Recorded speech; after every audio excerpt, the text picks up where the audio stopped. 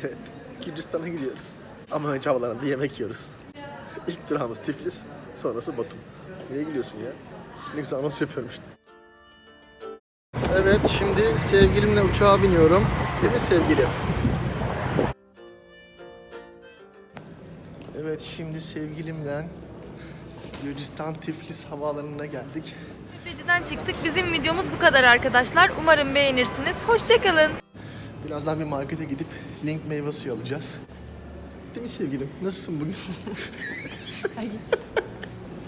Gerek yok. Yani Türk lirası Gürcü lirasından daha değersiz. Sevgilimle taksiye bindik şimdi. Efendim 45 Gürcistan lirası tutacağını söyledi taksici. Bakalım taksici mi yaman, biz mi yaman? Değişik bir araba kullanış biçimleri var. Enteresan, kaotik, çekici. Yani her yerimizden değişik araçlar geçebiliyor. Evet, şimdi sevgilimle Gürcistan'a geldim. Bu da bizim evimiz şu an. Balkonu bu. Neden geldim buraya? Çünkü biz bu nüfus kütüğümüz çıktıktan sonra benim halalarım Gürcü çıktı. Burada bize miras kalmış. O yüzden geldim. Evet, evimizin altı da sevgilimle çok seveceğimiz şekilde şarap mahzeni. Değil mi sevgilim? Her sevgilim. Mehmet, beni seviyor musun? Çok seviyorum. Ben de seni çok seviyorum. Ne kadar seviyorsun? Şimdi sevgilimle beraber Gürcistan sokaklarını arşın arşın geziyoruz. Arşın arşın. Hınkal yiyeceğiz. Hınkal. Hınkal nedir derseniz, hınkal bütün mantıların atasıdır. Atası. Daha içeri girdik, bavullarımızı attık ve dışarı çıktık. Öyle insanlarız biz. Öyle öyle. Bu ışıklı yer ne ya? Ne biçim yerler lan buralar?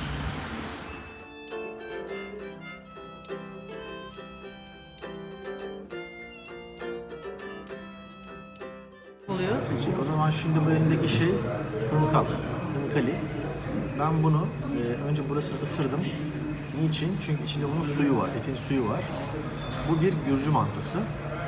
Mantının atası. Şimdi ben bunun suyunu çekeceğim önce içime. Sesi duyuyorsunuz. Oh, ağzımın içi su doldu, et suyu doldu. Çok güzel, tuzlu bir su. Şimdi bakın yiyorum. Daha içinde hala su var bunun. Onu da içime çekerek emdim ve emmek güzel bir şey.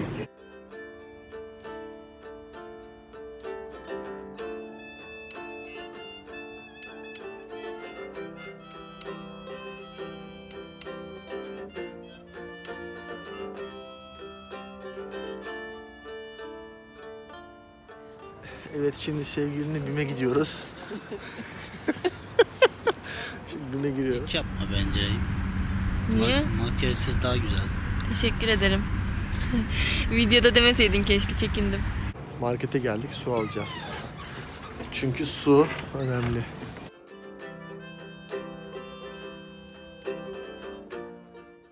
Ne yazıyor? Su yazıyor. Bak bir dakika çekeyim. 0.45. Niye 0.35 diyor? Bence bu mineralli. Bu mineralsiz. Nasıl anladın ya? Ben anlarım. Niye? Fiyat Ne farkı işin var. mineral- Bunda gaz var. 10 sent fark var. 10 lari. 0.10 lari. Bunda 0.35. Bunda az lari. Başka alıyor muyuz? Yok kızım.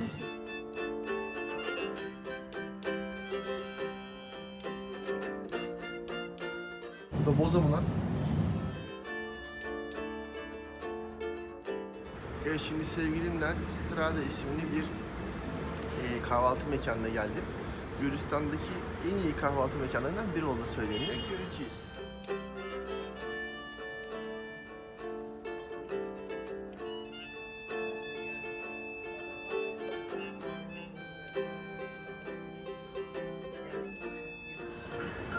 Evet, Strada başarılı bir kahvaltı mekanı. İçerisi çok ferah, güzel fine dine.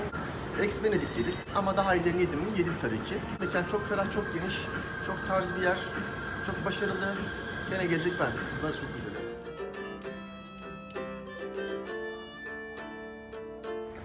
Şimdi Tiflis'in halk ekmeğine geldik. Burada bayağı bir kuyruk var, halk ekmek kuyruğu. İnsanlar buradan Ekmek bulamıyorlarsa pasta alırlar, efendim kruvasan alırlar ama işte hayat böyle, her yerde bir halk ekmek kuyruğu var. Burası çok otantik, güzel bir cadde. İsmini söylemeye çalışacağım. David Agmashenabeli Caddesi. David Agmashenabeli Caddesi'nde birçok güzel otantik restoran, efendim buraya ait şeyler, hatta nargile bile bulabilirsiniz. Ama niye nargile bulasınız ki? Yani çok saçma bir şey nargile içmeniz burada. Olsun, yine de ben söylemiş olayım. İsmini tekrar ediyorum. David Agmashenabeli Caddesi. Yalnız David Agmashenabeli Caddesi'nde bir sıkıntı var.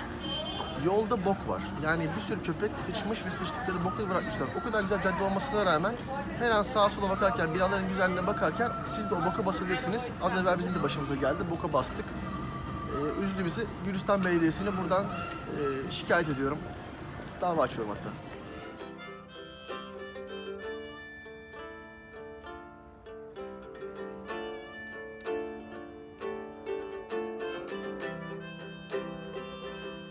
Evet, şimdi sevgilimden teleferike bindik. Sevgilim çok korkak bir tırsak bir insandır. Bizi kazıkladılar galiba gene. Gürcistan'a geldiğinizde yapmanız gereken en önemli şeylerden bir tanesi de teleferike binmek. Güvenli olduğu söyleniyor. Şu ana kadar güvenli, her şey çok yolunda. Bakın manzara görmek için, nehir üzerinden geçmek için, bunların hepsi için birebir. Gürcü ana heykelini ziyarete gidiyoruz, ona bakacağız. Neymiş, ne değilmiş, hem de manzara göreceğiz. Yemek dışında turistik aktivitelerimiz devam ediyor. Şu arkamda görüyorsunuz. Gürcü ana heykeli, bu Sovyet döneminden kalma bir heykel. Şimdi Gürcü ana içinde bir çiçek aldım teyzeden az evvel. Bunu Gürcü anaya armağan edeceğim. Anlamı da şöyle Gürcü ananın. Efendim bir elinde şarap var. Efendim misafirperverliği temsil ediyormuş. Bir elinde de kılıç var Gürcü ananın. Yani kellenizi alırım diyor. Bir de burada sembolik bir çıkarım yapmak lazım. Gürcü ana gördüğünüz gibi heykelin olması aslında Tiflis'in ve Gürcistan'ın kadına verdiği önemi gösteriyor burada.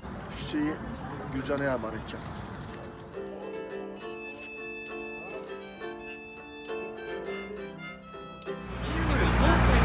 Çok güzel bir köprüdeyiz. Burası kadın pedine benzediği için Molpet Köprüsü diye geçiyormuş. Ya da öyle bir şey. Yanlış söylüyor olabilirim. Ama çok özel tasarımı var. Yani geçilmesi gereken bir köprü. Geldiğiniz zaman üzerinden mutlaka geçin.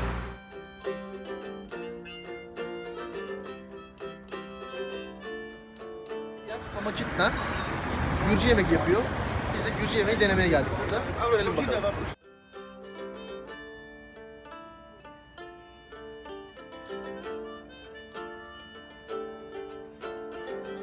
Dünyanın neresine gitsem karşıma çıkıyor arkadaş. Diyorlar ki efendim yok, sakatat yokmuş.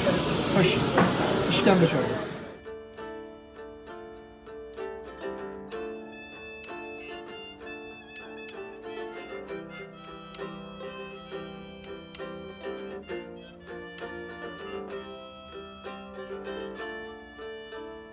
Artık hınkal yemede uzmanız. Gösteriyorum artık. Bak suya bak suya.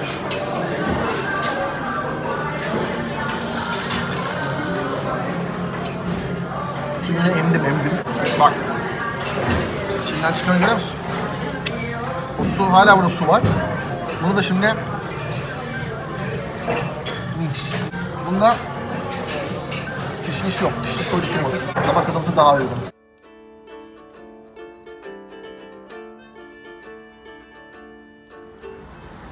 Şimdi arkamda bir saat kulesi var. Bu saat kulesi Tiflis'e çok orijinal bir yapı.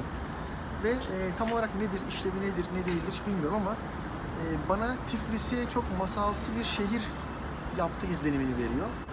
Gerçekten masal kitabı gibi.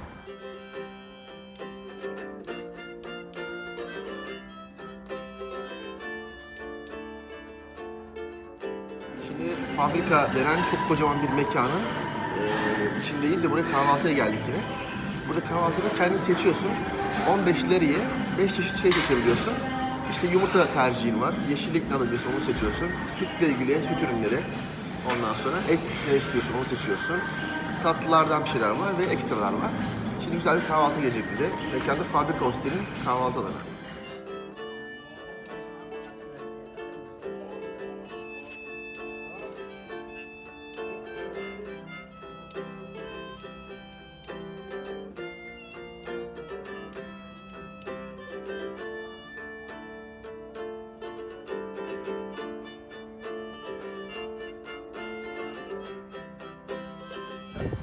Burada ne kadar hipster, genç insan, farklı ülkeden insan varsa hepsi gelmiş böyle toplaşmış. Burası eski bir tekstil fabrikası. Bu eski tekstil fabrikasını içerisine hostel yapmışlar. Efendim ramenci var, restoran var, kafe var, bilmem ne var. İçerisinde de kahvaltı edebileceğiniz yerler de var. Çok da güzel, yaysel yapabileceğiniz, böyle yatıp uzanabileceğiniz çok güzel koltuklara sahip bir kafesi, barı var.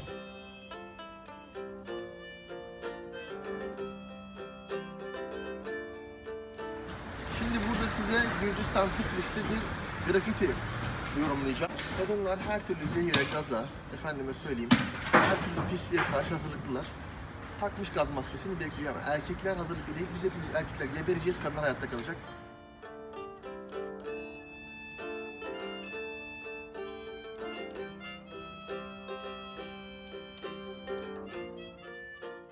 Evet, şimdi taksideyiz. Tiflis'te tren istasyonuna doğru gidiyoruz. Fakat bakın bakalım taksici nasıl bir taksici. Pek alışık olduğumuz bir şey değil yani. ხო გოგო ხო გისმე Evet. არაფერი კაცო გამანებეთ რა თავი მოვალე არა ვარ თემქაზე ვაგზალზე Şimdi Tiflis tren istasyonundayız. Batum'a bilet alacağız. Tren bileti. Çünkü Batum'a trenle gideceğiz. Keşfedeceğiz şimdi bakayım nereden bilet alacağız. Çünkü burası daha çok AVM'ye benziyor. Bakın ne kadar kolay. Samsun, Batum hepsi belli yani. Burada yazıyor takılmış. Batum'a biletlerimizi aldık. Efendim second class 20'leri falan 40'ları tuttuk kişi.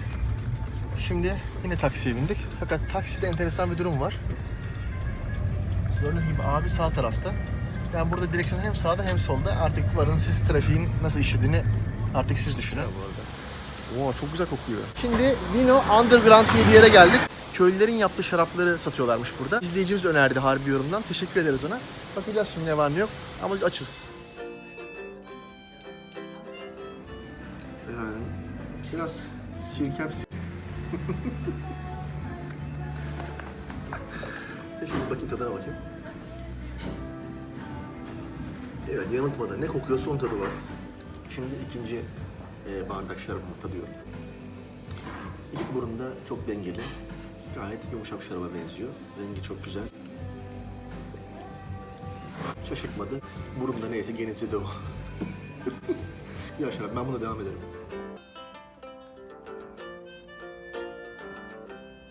Şimdi size Tiflis'e gerçek gelme nedenimi söyleyeceğim. Dündar çorap.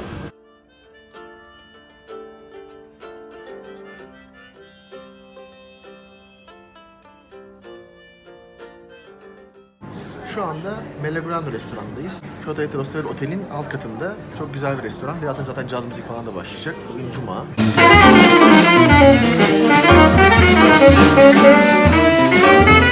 Burada güzel böyle bir fine dining konseptiyle Gürcü yemekleri deniyoruz. Önümde çok güzel bir bohça isimli yine bir haçapuri var. Bu yarı açık yarı kapalı. Ben daha önce böyle bir haçapuri yemedim.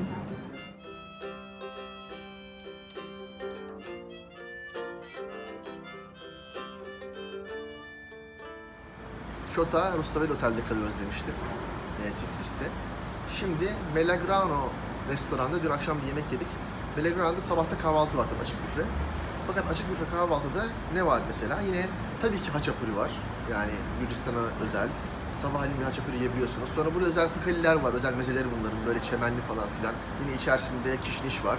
Tabii ki seveni sevmeyeni bilmiyorum ama onun haricinde soğuk büfesi var. Efendim meyveleri var. Klasik.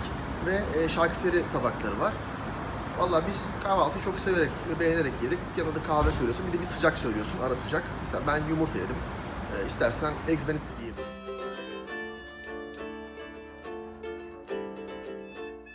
Tiflis'e geldiğiniz zaman yapmanız gereken şeylerden bir tanesi de sülfür banyosuna girmek. Sülfür banyosu dediğimiz şey tabii ki kokulu bir şey. Yani sülfür böyle ayıptır söylemesi, ayıp değil aslında ya, söylüyorum. Bok gibi kokuyor işte, hikaye bu.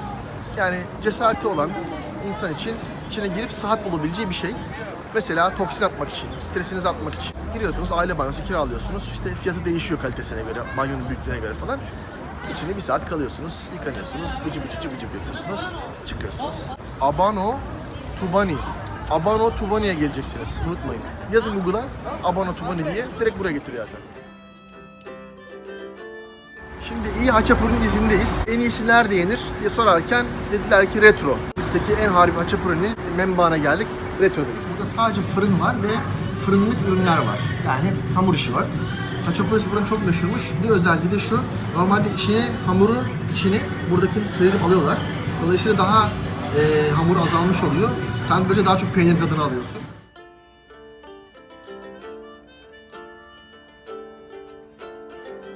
Çekiyor musun? Kurban oldum. Şimdi bak, biz bu ilk geldiğimiz gün taksiye bindik ya, Tiflis'e. Taksi bize 45 lira yazdı, şerefsiz. Sonra öğrendik, siz bizim yaptığımızı yapmayın. Arkadaşlar buraya indiğiniz andan itibaren Yandex Taksi uygulamasını indiriyorsunuz. Bu Yandex Taksi uygulaması hayatınızı kurtarıyor. 10 lira falan veririz ya da 15 maksimum yani. 15 bizim gibi yapmayın. Gideceğiz her yere de Yandex Taksi ile gidin. Bu da siz Salih abinizin bir güzelliği olsun. Tiflis tren istasyonundayız. Burası 1. peron. 1. perona birazdan trenimiz gelecek. Birazdan dedim 2 saat sonra, çok erken olması diyorum şu an ama olsun. Erken geldik buraya çünkü biz tren istasyonunda vakit geçirmeyi çok severiz. O yüzden buraya geldik. Buraya çift gelecek. Duydunuz. Kapat.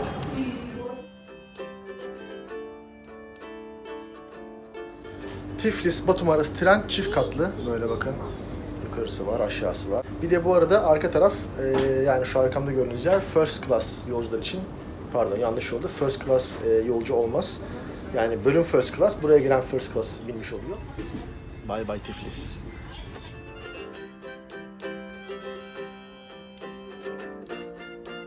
Tiflis'ten Batum trenle 5,5 saat. Ama tren çok güzel bir tren. Böyle eski çufçuflardan değil, Sovyet döneminden kalma hiç değil. Gayet tıngır mıngır, hatta 2 katlı.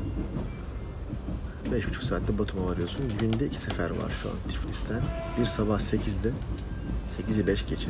Ötekisi de akşam 17.35'te. Trenini seç, Batum'una git. Şimdi trende yemek yok. Yani first class'ta gitsem de yemek yok. Su var. Ben de kapının önünde şavarmacı vardı. Şavarma bildiğin dönerci, tavuk döner yapıyordum. Dedim ki medium tavuk döner sar abine. Dürüme sardı. Tost ekmek şeyine de bastı. Ben de bu şavarmayı yiyorum. Size de tavsiye ederim. Kapının hemen çıkınca ayran da var şavarmacıda.